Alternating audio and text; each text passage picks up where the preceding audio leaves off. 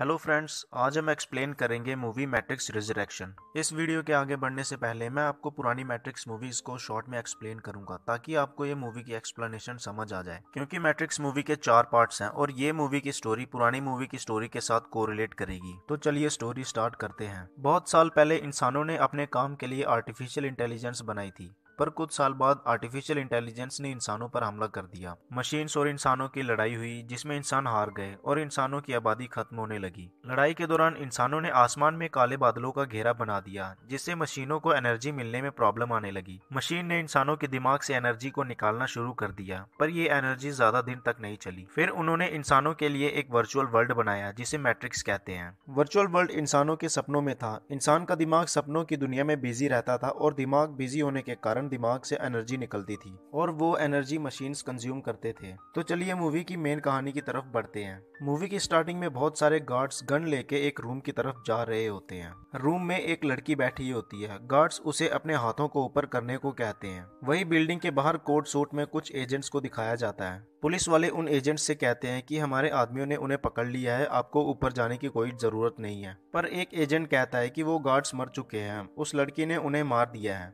लड़की गार्ड्स को मारकर भाग रही होती है। एजेंट्स उसका पीछा करते हैं। एजेंट्स और लड़की की फाइट होने लगती है। उस फाइट को दो लोग छुपके से देख रहे होते हैं। उनका नाम बग्स और सिक्वाया होता है। एक एजेंट बग्स को देख लेता है। वो बग्स को मारने लगता है, पर कैसे न कैसे करके वो वहां से भाग जाती है। वो एक बिल्डिंग के रूम में छुप जाती है। एजेंट भी उसके पीछे उसी बिल्डिंग में पहुंच जाते हैं। पर एक एजेंट बग्स को देख लेता है। वो उसे पकड़कर दूसरे रूम में ले जाता है, पर दोनों एक दूसरे को गन पॉइंट में ले लेते हैं। एजेंट उससे उसका नाम पूछता है। बग्स उसे अपना नाम बताती है। साथ में वो कहती है कि तुम मुझे मार सकते थे, पर मारा क्यों नहीं। साथ में ये एक वर्चुअल वर्ल्ड है और तुम इस वर्चुअल वर्ल्ड के एक प्रोग्राम हो। एजेंट को कुछ समझ नहीं आता कि ये बग्स क्या बोल रही है। बग्स आसपास रूम को देखती है। उसे एक आदमी का आईडी कार्ड मिलता है। वो उस आईडी कार्ड को देखकर हैरान हो जाती है। एजेंट उसे बताता है कि ये आईडी कार्ड शायद थॉमस एंडरसन का है। वो तो काफी साल पहले ही मर चुका है। बग्स उसे कहती है कि वो मरा नहीं है, साथ में उसका असली नाम नियो एंडरसन है। मैंने उसे अपनी आंखों से देखा है और जब उसे देखा तो ऐसा लगा कि मैं आजाद हो गई हूँ। एजेंट भी बताने लगता है कि मेरे साथ भी ऐसा ही कुछ हुआ था। मुझे हर जगह अलग अलग कोड और पैटर्न दिखते थे और उन्हें समझने के बाद मुझे पता चला कि ये दुनिया असली नहीं है। एजेंट को अचानक से अपना असली नाम याद आ जाता है। वो अपना नाम मॉर्फियस बताता है। नाम सुनने के बाद बग्स उसे हग कर लेती है। वो उसे अपने साथ चलने के लिए कहती है और साथ में एक कैप्सूल खाने के लिए देती है। एक रेड कैप्सूल होता है और दूसरा ब्लू कैप्सूल होता है। रेड कैप्सूल इस नकली दुनिया को छोड़ के असली दुनिया में पहुंचाने में मदद करता है और ब्लू कैप्सूल उसी नकली दुनिया में रहने के लिए होता है। मॉर्फियस उस रेड कैप्सूल को खा लेता है। खाने के बाद उसे चक्कर आने लगते हैं। बग्स उसे अपने साथ ले जाती है। वो दरवाजे की मदद से बाहर आने की कोशिश करते हैं, पर दोनों गलत दरवाजा चूज कर लेते हैं। दरवाजे के बाहर कुछ एजेंट खड़े होते हैं। उन्हें मॉर्फियस पर शक होने लगता है। वो उस पर गन चलाना शुरू कर देते हैं। वो दोनों एजेंट से बचकर भागने लगते हैं। बग्स का एक साथी असली दुनिया से पोर्टल खोलने की कोशिश करता है। पोर्टल खोलने के बाद वो उस पोर्टल की मदद से असली दुनिया में पहुंच जाते हैं। सीन शिफ्ट होता है और हमें थॉमस एंडरसन को दिखाया जाता है। थॉमस एंडरसन का असली नाम नियो एंडरसन होता है और यही वो आदमी है जिसे मॉर्फियस सालों से ढूंढ रहा होता है। थॉमस की याददाश्त जा चुकी होती है और उसे पुराना कुछ याद नहीं होता। प्रेजेंट टाइम में वो एक गेम डिजाइनर है, साथ में वो एक कंपनी में काम करता है। थॉमस और उसका दोस्त ज्यूड कॉफी शॉप में कॉफी पीने जाते हैं। दोनों साथ में बैठे होते हैं, तभी शॉप में स्टेफनी आती है। ज्यूड थॉमस को स्टेफनी से इंट्रोड्यूस करवाता है। दरअसल स्टेफनी का असली नाम ट्रिनिटी होता है। वो भी नियो की तरह पास्ट का सब भूल चुकी थी। पास्ट में नियो और ट्रिनिटी एक दूसरे को पसंद करते थे, पर प्रेजेंट में अब उन्हें कुछ पता नहीं होता। थॉमस और स्टेफनी एक दूसरे से बात करते हैं, पर कुछ देर बाद वहां से चले जाते हैं। थॉमस अपने ऑफिस वापस आता है और अपने कैबिन में बैठ जाता है। तभी उसका बॉस स्मिथ उसे अपने कैबिन में बुलाता है। स्मिथ थॉमस को उसकी थेरेपी के बारे में पूछता है, साथ में उसकी गेम के बारे में भी पूछता है। साथ में वो थॉमस को बताता है कि एक कंपनी हमारी गेम का एक और पार्ट बनाना चाहती है। अगर ऐसा नहीं किया तो वो कॉन्ट्रैक्ट को कैंसिल कर देगी। स्मिथ की बातें सुनकर थॉमस को पुरानी यादें आने लगती हैं। वो पुराने ख्यालों में खो जाता है। तभी स्मिथ उसे होश में लाता है। सीन शिफ्ट होता है और हमें थॉमस को उसके थेरेपिस्ट एनालिस्ट के पास दिखाया जाता है। थॉमस यहाँ पर थेरेपी इसीलिए ले रहा होता है क्योंकि उसे उसकी पुरानी लाइफ के बारे में थोड़ा थोड़ा याद आता है और याद आने की वजह से वो मेंटली डिस्टर्ब होने लगता है। एनालिस्ट उसे उसके आज के दिन के बारे में पूछता है। थॉमस उसे बताता है कि आज उसे ऐसा महसूस हुआ कि ये एक असली दुनिया नहीं है, बल्कि कंप्यूटर द्वारा बनाया गया एक माया जाल है जिसमें हम जबरदस्ती फंसे हुए हैं। एनालिस्ट कहता है ये सब तुम्हारा वहम है और तुम असली दुनिया को नकली दुनिया समझ रहे हो। साथ में वो उसे उसकी पुरानी दवाइयों को कंटिन्यू करने को कहता है। अगले दिन थॉमस अपने ऑफिस में बैठा होता है। अचानक से उसे बाहर से कुछ शोर आने लगता है। जब वो बाहर जाकर देखता है तो सारे लोग कंपनी की बिल्डिंग खाली कर रहे होते हैं। वो एक आदमी से पूछता है कि ये लोग कहाँ जा रहे हैं। आदमी बताता है कि एक बच्चे ने हमारी गेम पर झूठा केस कर दिया है और ये लोग कंपनी को सील कर रहे हैं। थॉमस भी उन कंपनी के एम्प्लॉयज के साथ बाहर जाने लगता है। तभी उसके फोन में एक मैसेज आता है। वो मैसेज देखता है और उस मैसेज में लिखा होता है कि नियो, अगर तुम्हें सब सच जानना है कि तुम कौन हो और तुम्हारे साथ ये सब क्या हो रहा है तो मुझे आकर वॉशरूम में मिलो। थॉमस वॉशरूम में जाता है। वहाँ उसे मॉर्फियस मिलता है। वो अपना नाम बताता है। थॉमस को यकीन नहीं होता। उसे लगता है कि मॉर्फियस उसकी गेम का एक कैरेक्टर है। वो उसे अपने ऊपर यकीन करने को कहता है। साथ में वो उसे एक रेड कैप्सूल खाने को देता है जिससे वो असली दुनिया में पहुंच जाएगा। थॉमस को यह सब समझ नहीं आता। वो वहां से जाने लगता है। तभी दरवाजे पर पुलिस वाले आते हैं और मॉर्फियस पर गन चलाने लगते हैं। वो ये सब देखकर कंफ्यूज हो जाता है और बाहर जाता है। पुलिस वाले उसे भी रोकने की कोशिश करते हैं पर वो रुकता नहीं है। एक पुलिस वाला उस पर बम फेंक देता है। थॉमस बम के धमाके से उड़कर दूर जाकर गिरता है। पुलिस वाले और मॉर्फियस के बीच में फाइट हो रही होती है। थॉमस छुपकर साइड में बैठा होता है। तभी वहाँ स्मिथ आता है। वहाँ उसे एक गन दिखती है। वो गन पकड़कर थॉमस पर फायर कर देता है। थॉमस सोचने लगता है कि ये सब मेरा वहम है। जैसे ही स्मिथ गन चलाता है थॉमस अगले ही पल एनालिस्ट के पास पहुंच जाता है। एनालिस्ट उससे पूछता है कि अभी तुम्हारे साथ क्या हुआ। थॉमस बताता है कि मैं एक बिल्डिंग में था। वहाँ कुछ पुलिस वाले आए और एक आदमी ने मुझे गन पॉइंट में लिया और शूट कर दिया। एनालिस्ट उसे बताता है कि ये बात तुम मुझे 10 बार बता चुके हो। वो सब तुम्हारे दिमाग की इमेजिनेशन है और तुम्हें अपने दिमाग को शांत करना सीखना पड़ेगा। रात को थॉमस अपनी छत पर बैठा होता है और उसे पुराने ख्याल आ रहे होते हैं। वो उन ख्यालों से काफी ज्यादा डिस्टर्ब होने लगता है। वो छत से कूदने की सोचता है क्योंकि उसे लगता है कि वो उड़ सकता है। जैसे ही वो कूदने वाला होता है तभी वहाँ बग्स आकर उसे बचा लेती है। थॉमस उससे पूछता है कि तुम कौन हो।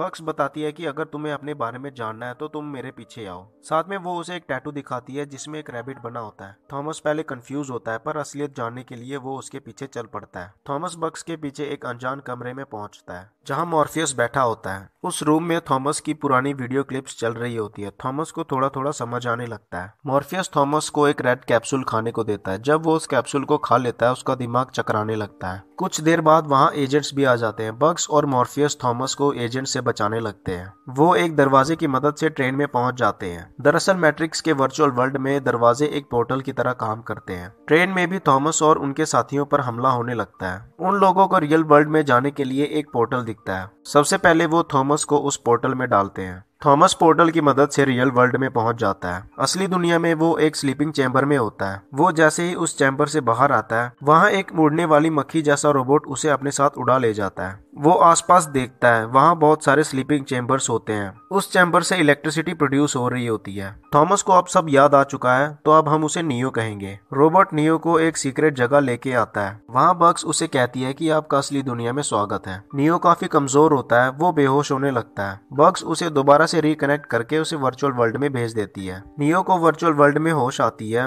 और उसके आसपास सारी जगह सफेद होती है। नियो के साथ वहाँ मॉर्फियस भी होता है। वो उसे एक टीवी पर उसकी पुरानी क्लिप्स दिखाने लगता है। साथ में वो कहता है कि तुम बहुत साल से मैट्रिक्स वर्ल्ड में थे और तुम कमजोर हो चुके हो। तुम्हें पहले जैसा करने की जरूरत है। अचानक से वाइट जगह बदलकर एक जंगल में कन्वर्ट हो जाती है जहाँ मॉर्फियस नियो को अपने साथ फाइट करने के लिए कहता है। ये एक प्रैक्टिस फाइट होती है जिसमें मॉर्फियस नियो को उसकी स्किल्स याद करवाने की कोशिश करता है। दोनों फाइट करने लगते हैं। पहले तो मॉर्फियस नियो पर भारी पड़ता है पर नियो को उसकी पावर्स याद आ जाती है। वो मॉर्फियस को हरा देता है। असली दुनिया में नियो को होश आती है। बग्स उसे अपने साथ अपने साथियों से मिलाने ले जाती है। सबसे मिलने के बाद नियो ट्रिनिटी के बारे में बताता है कि मैंने उसे अपने सामने वाले स्लीपिंग चैम्बर में देखा था। सब लोग प्लान बनाते हैं कि वो ट्रिनिटी को बचाएंगे। वो सब दोबारा से मैट्रिक्स वर्ल्ड में आते हैं। मैट्रिक्स वर्ल्ड में आने के बाद उन्हें एक पोर्टल मिलता है। पोर्टल की मदद से वो ट्रिनिटी के गैराज में पहुंचते हैं। सब ट्रिनिटी को ढूंढने लगते हैं पर वहाँ स्मिथ पहुंच जाता है। नियो स्मिथ को कहता है कि तुम हमारा पीछा क्यों कर रहे हो और तुम्हें क्या चाहिए। स्मिथ कहता है कि तुम मैट्रिक्स से दूर रहो।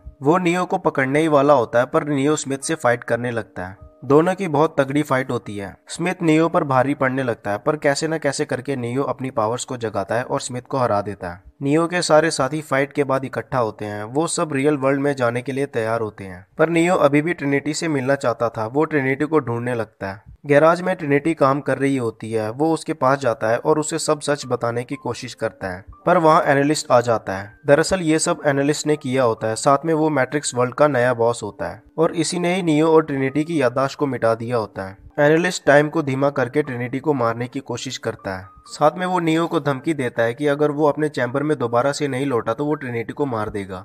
अचानक से एनालिस्ट वहां से गायब हो जाता है। नियो को कुछ समझ नहीं आता कि अब वो क्या करे। सीन शिफ्ट होता है, नियो एनालिस्ट के पास जाता है। वहाँ बहुत सारी पुलिस फोर्स होती है। नियो एनालिस्ट से एक मौका मांगता है। वो एनालिस्ट से कहता है कि अगर ट्रिनिटी को पुराना सब याद आ गया तो तुम हमें यहाँ से जाने दोगे, और अगर उसे कुछ याद नहीं आया तो वो वापस उस चैम्बर में चला जाएगा।